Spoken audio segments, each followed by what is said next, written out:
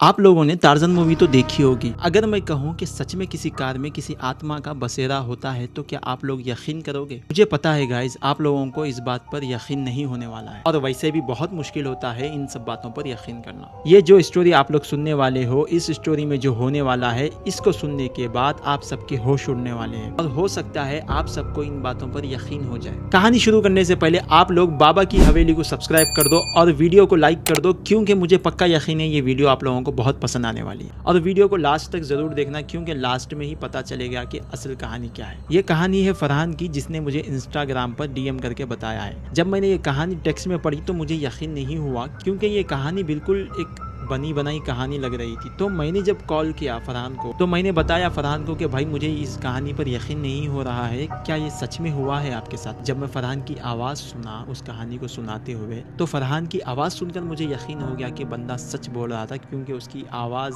से ही पता लग रहा था कि वो सच बोल रहा है। फरहान मुंबई के रहने वाले हैं, जिसका गराज होता है कार रिपेयरिंग का, जहाँ पे कार ख़रीदी भी जाती है और बेची भी जाती है, क्योंकि फरहान को कार ख़रीदना और बेचना बहुत पसंद होता है और फरहान को कारों का बहुत शौक़ होता है। एक दिन ऐसे ही फरहान अपने गराज पर बैठे हुए थे कि अचानक एक आदमी अपनी ब्लैक कलर की एम्बेसडर कार को लेकर आता है, जो बिल्कुल बुरी हालत में लाई गई थी और उस कार का कलर भी उड़ चुका था। फरहान का कहना यह है, जब फरहान ने उस कार को पहली दफ़ा देखा तो फरहान को ऐसा लगा कि वो कार कई सालों से एक ही जगह पर पड़ी हुई थी, उसका कोई देखने वाला नहीं था। तो फरहान ने चेक किया कि वो कार ऊपर से तो बिल्कुल ख़राब हो चुकी है, लेकिन अंदर से बिल्कुल ठीक ठाक थी। और एक बात फरहान ने नोटिस की, उस कार पर कोई डेंट या एक्सीडेंट का निशान नहीं था। तो फरहान ने उस कार के ओनर से बात करते हुए उस कार को बहुत ही कम दाम में खरीद लिया। वो कार बेचने के बाद उस कार का ओनर वहां से चले जाता है और उसके बाद फरहान ने उस कार को अपने गराज में रखा दिया। फरहान के गराज में एक इमरान नामी शख्स होता है, जो मैकेनिक होता है, जो फरहान के गराज में आने वाली कार्स को रिपेयर करता है। इमरान जब उस कार को देखता है तो फरहान से कहता है, अरे भाई ये क्या कचरा खरीद लिया तुमने? तो फरहान इमरान से कहता है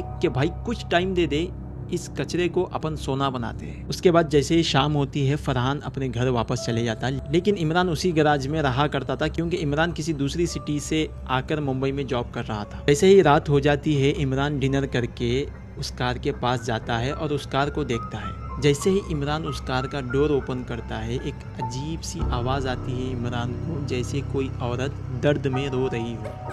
इमरान उस चीज़ को इग्नोर करके उस कार में बैठ जाता है। जैसे ही इमरान डोर ओपन करके ड्राइविंग सीट पर बैठता है, वो साइड मिरर में देखता है, वो मिरर बिल्कुल धुंधला हो चुका था और धुंधले मिरर में एक लेडी नज़र आती है उसको, जो बिल्कुल उस कार के बाजू में खड़ी हुई थी। जैसे ही इमरान उसको देखता है, इमरान का कहना ये है, उसके बाल बिल्कुल सामने की तरफ खुले हुए थे, उसका बिल्कुल थोड़ा सा फेस नज़र आ रहा था और उसका फेस बिल्कुल सड़ गया था और गल गया था, जैसे किसी मुर्दे का फेस हो। इमरान जैसे ही उसको देखता है, वो डर कर कार के बाहर निकलता है और सब जगह ढूंढने लगता है, लेकिन वहाँ पर कोई नहीं होता है। फिर इमरान सोचता है कि अरे ये सब दिमाग का वहम होगा, इसलिए वो जाकर अपने रूम में सो जाता है। फिर अगले दिन जैसे ही फरहान अपने गराज पर आता है तो इमरान पिछली रात की तमाम कहानी फरहान को सुनाता है। फिर फरहान सुनने के बाद इमरान से कहता है, अरे यार ये क्या बच्चों वाली कहानी सुना रहा है, ये भूत वूत कुछ नहीं होता, सब तेरी दिमागी वहम है, ये सब बातों को तू दिमाग से निकाल दे।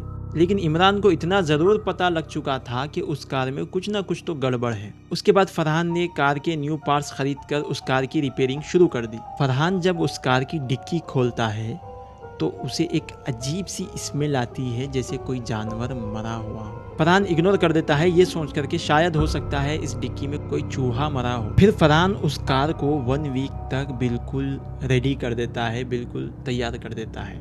जब वीक का लास्ट डे होता है, जब कार बिल्कुल रेडी हो चुकी थी, उस वक्त शाम के 6 या 7 बज रहे थे।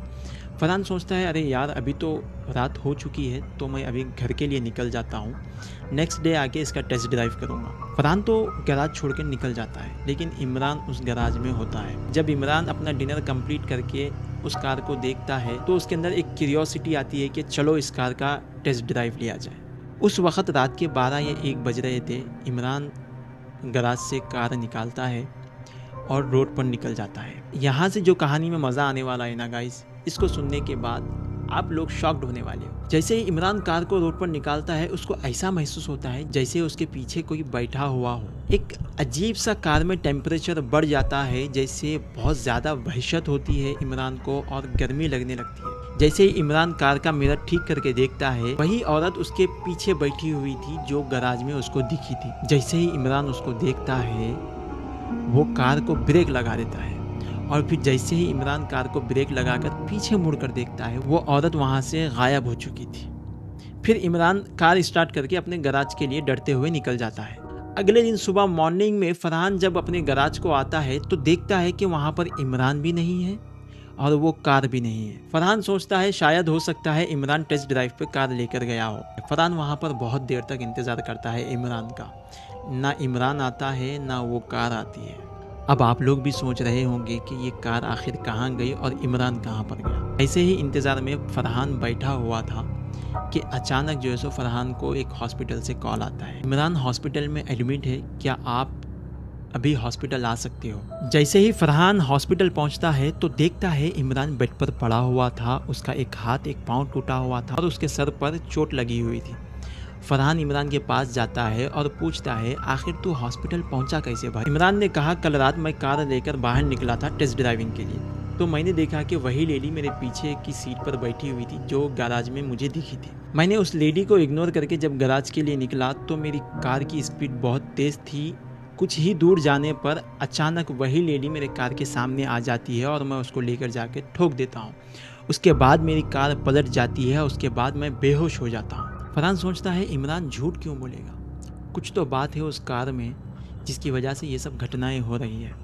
फिर फरहान एक्सीडेंट स्पॉट पर पहुंचता है, उस कार को उठाता है और वो वापस अपने गैराज में लेकर चले जाता है। उसके बाद फरहान अपने घर पहुंचता है, डिनर करता है, उसके बाद सो जाता है। जैसे ही फरहान को नींद लगती है वो लेडी फरहान के ख्वाब में आती है और फरहान से कहती है उस कार को फिर से रिपेयर करो। फरहान ख्वाब में ही उस लेडी से पूछता है आखिर आप हो कौन। तो वो लेडी कहती है मैं वो हूँ जिसको इस कार के ओनर ने 1976 में मार कर मुझे जिंदा इस कार की डिक्की में बंद कर दिया था और मैं इस कार में तड़प तड़प कर मर चुकी थी। मुझे किसी ने बचाया नहीं, कोई मेरी आवाज़ सुनने वाला नहीं था। मैं कई दिनों तक इस कार के अंदर तड़पती रही। अब मैं चाहती हूँ कि मेरी तरह सब लोग तड़पे। इमरान तो बच चुका है, लेकिन अगर तुमने वो कार को रिपेयर नहीं किया तो मैं तुम्हारी जान ले लूँगी। फरहान जैसे ही ये ख्वाब देखता है वो डर कर उड़ जाता है। फरहान डर कर अगले दिन अपने गैराज पहुंचता है और उस कार को स्क्रैप करा देता है